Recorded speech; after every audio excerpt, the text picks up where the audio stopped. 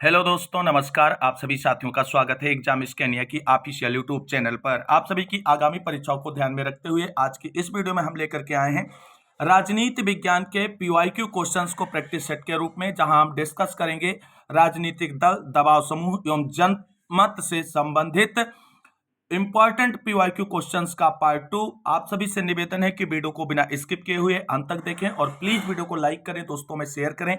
जितने भाई बहन चैनल पर पहली बार विजिट कर रहे हैं और अभी तक चैनल से नहीं जुड़े हैं तो प्लीज चैनल को सब्सक्राइब करके बेल आइकन जरूर दबा लें आगे की तैयारी को फ्री ऑफ कॉस्ट जारी रखने के लिए। तो आइए दोस्तों शुरू करते हैं आज की प्रैक्टिस सेट का यह वीडियो और देखते हैं राजनीतिक दल, दबाव समूह एवं जनमत से संबंधित महत्वपूर्ण पीवाईक्यू क्वेश्चंस का प्रैक्टिस सेट नंबर 2।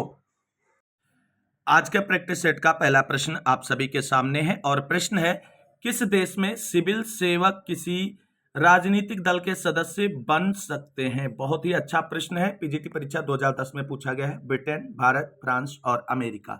और राइट आंसर होगा ऑप्शन नंबर सी।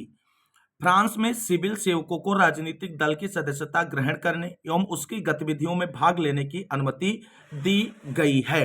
अगला प्रश्न देखते हैं और अगला प्रश्न आप सभी के सामने है। प्रश्न है, कन्वेंशन, काकस और प्राइमरी का संबंध प्रमुखता किससे है?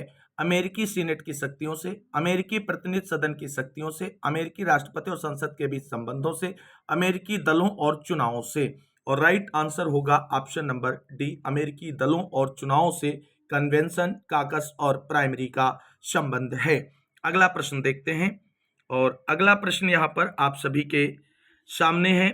प्रश्न है, निम्नलिखित में से कौन एक राजनीतिक दल का एक अनिवार्य कार्यकलाप नहीं है? बैठ के आयोजित करना, समाचार पत्र प्रकाशित करना, जुलूस निकालना, पोस्टर, पर्चा और अन्य राजनीतिक साहित्य निकालना।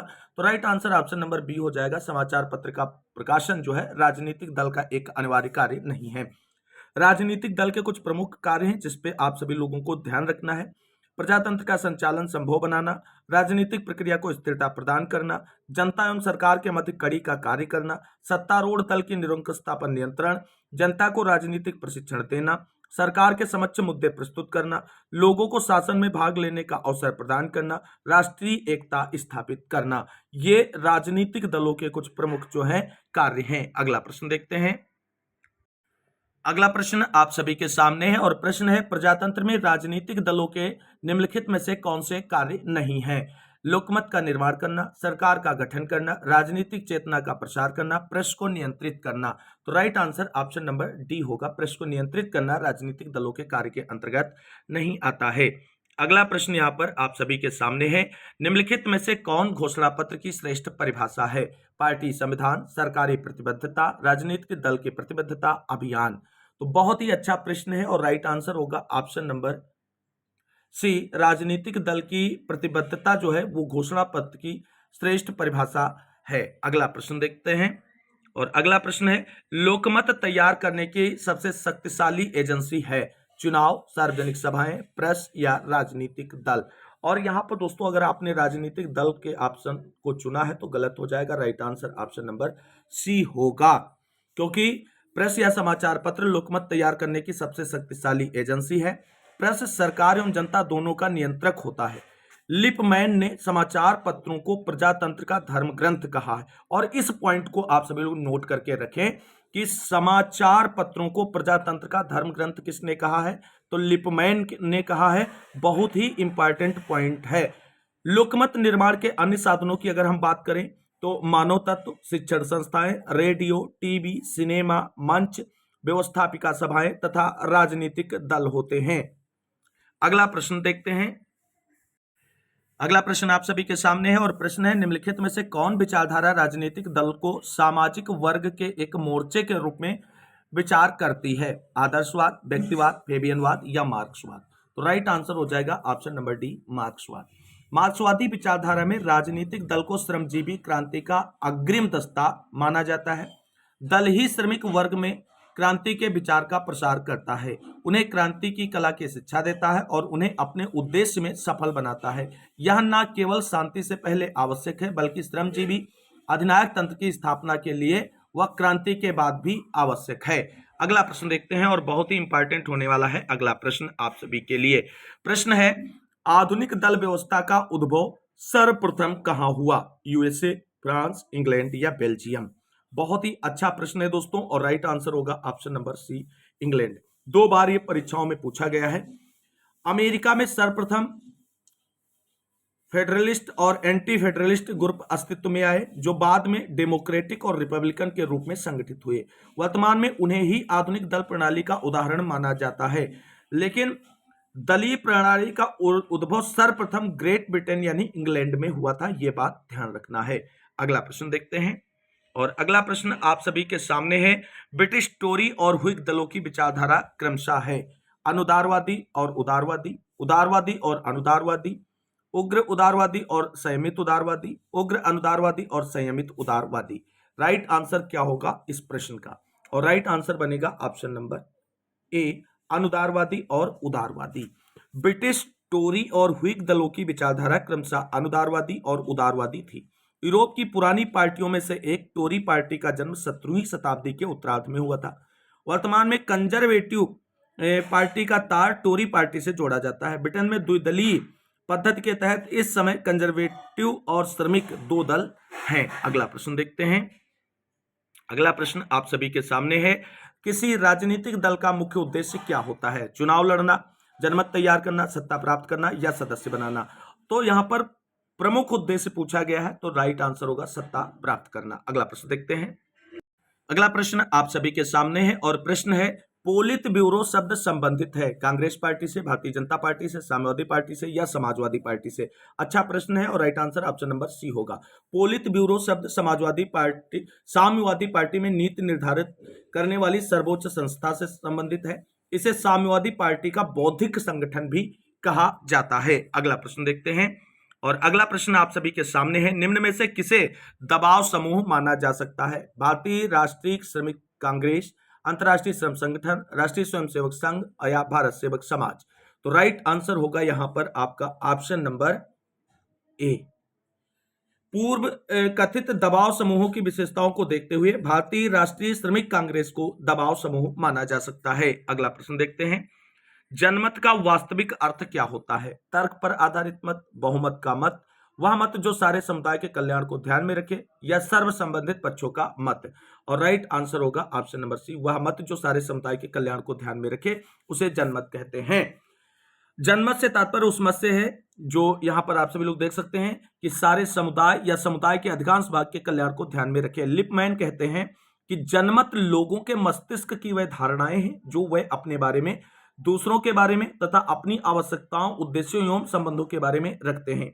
वहीं डूब के अनुसार जनमत का अर्थ एक सामाजिक समूह के रूप में जनता का किसी प्रश्न या समस्या के प्रति रुख या विचार है। अगला प्रश्न यहां पर दोस्तों आप सभी के सामने है। प्रश्न है निम्नलिखित में से कौन एक स्वस्थ जनमत के निर्माण में बाधा है? स्वतंत्र प्रेस, सकारात्मक पत्रकारिता, सांप्रदायिक प्रचार प्रसार, राष्ट्रपति के भाषण? और राइट आंसर होगा ऑप्शन नंबर सी, सांप्रदायिक प्रचार प्रसार जो है स्वस्थ जनमत के विनिर्माण में एक बाधा है। अगला प्रश्न देखते हैं। प्रश्न है विधानसभा में किसी दल के निर्वाचित सदस्यों के दल बदल पर निम्नलिखित में से किसने प्रतिबंध लगाया है? संविधान का 52वां संशोधन अधिनियम, जन प्रतिनिधित्व का कानून, संविधान का 42वां संशोधन अधिनियम, संविधान का 74वां संशोधन अधिनियम? पीजीटी की परीक्षा में पूछा गया प्रश्न है, और राइट आंसर होगा ऑप्शन नंबर ए, संविधान का 52वां संशोधन अधिनियम। अगला प्रश्न देखते हैं, और अगला प्रश्न यहां पर आप सभी के सामने है।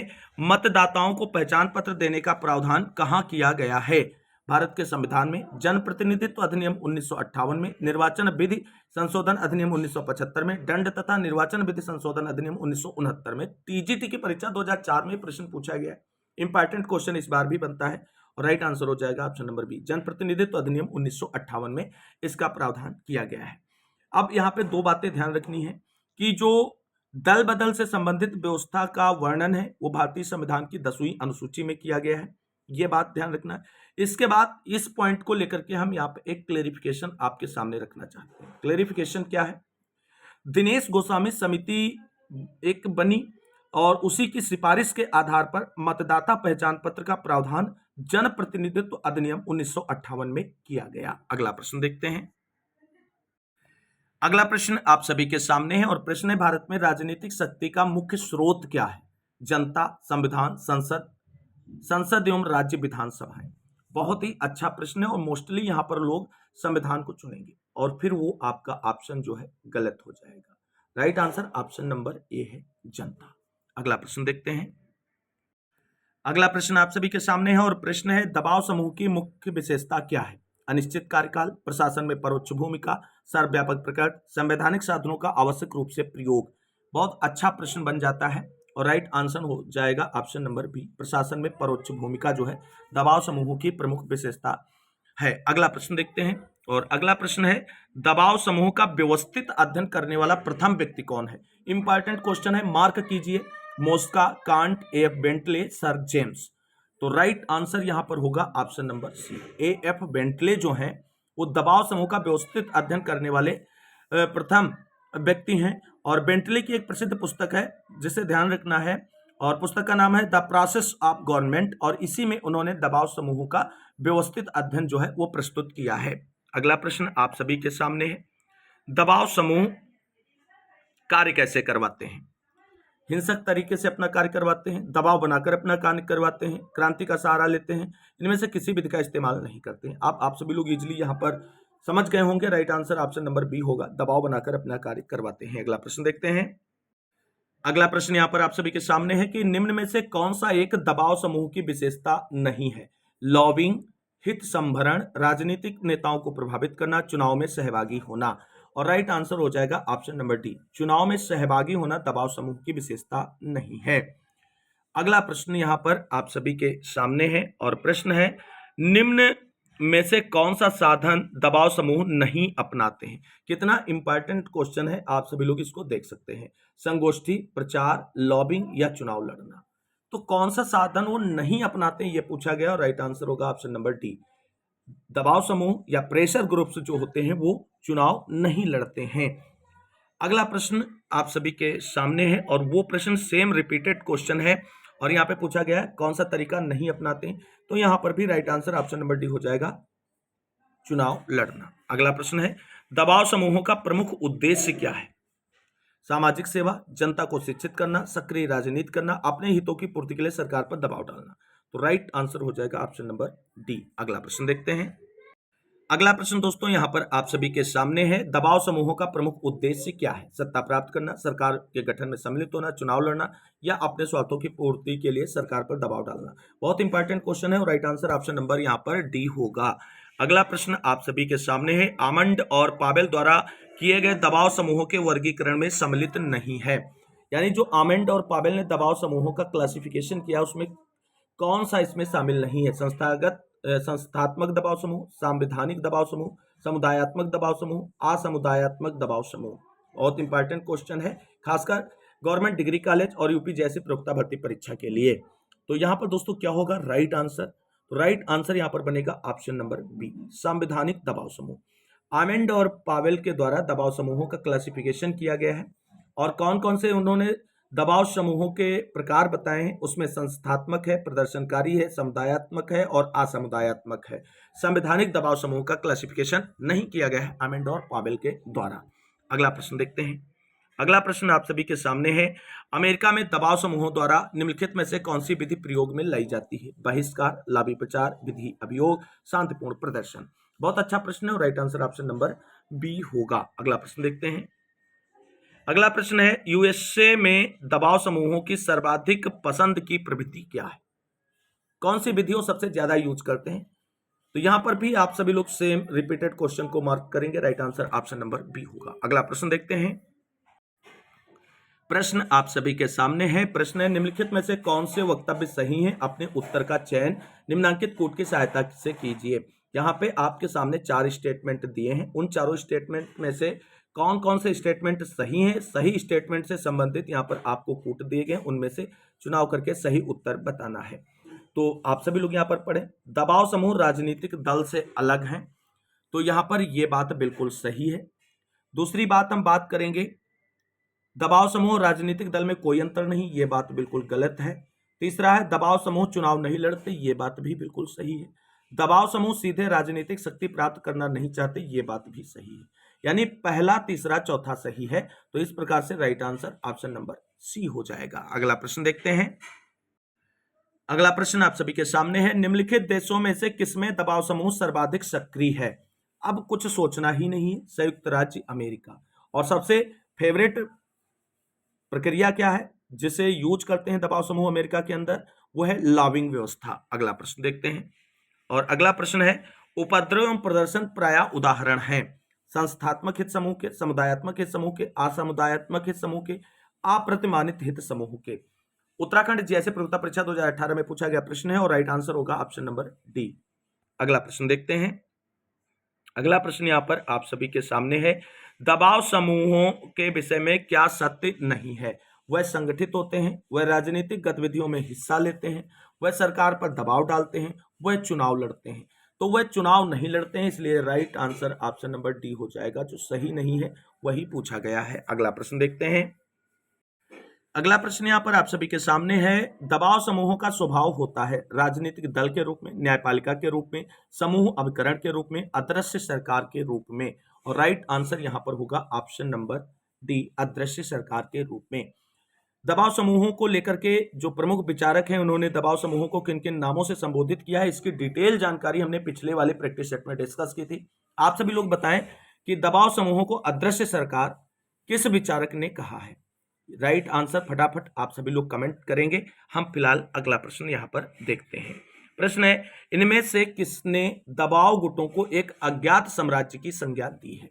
राइट आंसर यहां पर होगा ऑप्शन नंबर ए, फाइनल। अगला प्रश्न देखते हैं। अगला प्रश्न है, निम्नलिखित में से किसने दबाव समूह को अनाम साम्राज्य की संज्ञा दी है? तो राइट आंसर फिर से आप सभी लोग यहां पर कर पाएंगे, ऑप्शन नंबर सी। अगला प्रश्न देखते हैं। अगला प्रश्न है, निम्नलिखित में से कौन दबाव समूह का कार्य नहीं है? दबाव समूह जनतांत्रिक प्रक्रिया की अभिव्यक्ति के साधन है, दबाव समूह शासन के लिए सूचना एकत्र करने वाले संगठन है, दबाव समूह सरकारी निरंकुशता को सीमित करते हैं, दबाव समूह सदैव असंवैधानिक साधनों का ही प्रयोग करते हैं। तो राइट आंसर होगा ऑप्शन नंबर डी, ऐसा वो हमेशा नहीं करते हैं। अगला प्रश्न देखते हैं। अगला प्रश्न यहां पर आप सभी के सामने है कि दबाव समूहों का मुख्य उद्देश्य क्या होता है? तो राजनीतिक सत्ता प्राप्त करना उद्देश्य नहीं होता है, भौतिक विकास के लिए कार्य करना भी उद्देश्य नहीं होता है। और राइट आंसर होगा ऑप्शन नंबर सी, अपने सदस्यों के हितों को विकसित करना जो है वो दबाव समूहों का मुख्य उद्देश्य होता है। एक पॉइंट यहाँ पर आप सभी को ध्यान रखना है कि दबाव समूहों का प्रभाव जो है कानून निर्माण में बहुत पड़ता है और कानून निर्माण में विधायकों की सहायता करते हैं, जिस कारण आज उन्हें किसे दबाव समूहों को विधानमंडल के पीछे विधानमंडल कहा जाने लगा है। अगला प्रश्न देखते हैं। और अगला प्रश्न है, निम्नलिखित में से कौन जनमत का साधन या अभिकरण नहीं है? प्रेस, राजनीतिक दल, न्यायपालिका या रेडियो? और राइट आंसर यहां पर होगा ऑप्शन नंबर सी, न्यायपालिका जो है वो जनमत निर्माण का एक साधन नहीं है। अगला प्रश्न देखते हैं। अगला प्रश्न दोस्तों आप सभी के सामने है और प्रश्न है, मैक्स वेबर का कार्य संकेंद्रित है राज्यों के संविधान पर, विधिक संरचना पर, सरकार की वैधता पर या सरकार के प्रकार पर? राइट आंसर होगा ऑप्शन नंबर सी, सरकार की वैधता पर। अगला प्रश्न देखते हैं। और अगला प्रश्न यहां पर आप सभी के सामने है, दबाव समूहों को तीसरे सदन का नाम प्राप्त कर लिया है, या किसका विचार है? फाइनर, ब्राइस, डाइसी या लॉस्की का? बहुत अच्छा प्रश्न है और राइट आंसर होगा ऑप्शन नंबर ए, फाइनर का। अगला प्रश्न देखते हैं। अगला प्रश्न है, दबाव समूह को विधायिका का तृतीय सदन कौन कहता है? Lord Bryce, HM. फाइनर, जी.डी.एच. कोल या डाइसी? अच्छे प्रश्न है सारे के सारे, ध्यान रखना, फाइनर। अगला प्रश्न और आज के वीडियो का अंतिम प्रश्न है आप सभी के सामने। प्रश्न है, राजनीतिक दल जनतंत्र से कहीं अधिक प्राचीन है, या किसने कहा है? लास्की, ब्राइस, लॉवेल या बर्क ने? और राइट आंसर होगा ऑप्शन नंबर बी, ये ब्राइस ने कहा है। जेम्स ब्राइस ने अपनी पुस्तक मॉडर्न डेमोक्रेसीज के भाग 1 के 9वें अध्याय की पहली पंक्ति में उल्लिखित करते हुए लिखा है कि राजनीतिक दल जनतंत्र से कहीं अधिक प्राचीन है। तो दोस्तों ये था राजनीति विज्ञान के पीवाईक्यू क्वेश्चंस पर आधारित राजनीतिक दल, दबाव समूह और जनमत से संबंधित इंपॉर्टेंट पीवाईक्यू क्वेश्चंस का प्रैक्टिस सेट, जो आप सभी के लिए काफी हेल्पफुल साबित होगा आगामी एग्जाम्स में। उम्मीद करते हैं यह वीडियो आप सभी को अच्छा लगा होगा। अगर वीडियो अच्छा लगा है तो लाइक करें, दोस्तों में शेयर करें, चैनल को सब्सक्राइब कर लें। आगे की तैयारी को फ्री ऑफ कॉस्ट जारी रखने के लिए इस वीडियो में बस इतना ही। मिलते हैं एक और नई वीडियो में नेक्स्ट प्रैक्टिस सेट के प्रश्नों के साथ। तब तक के लिए सभी भाई बहनों को जय हिंद, जय भारत, वंदे मातरम।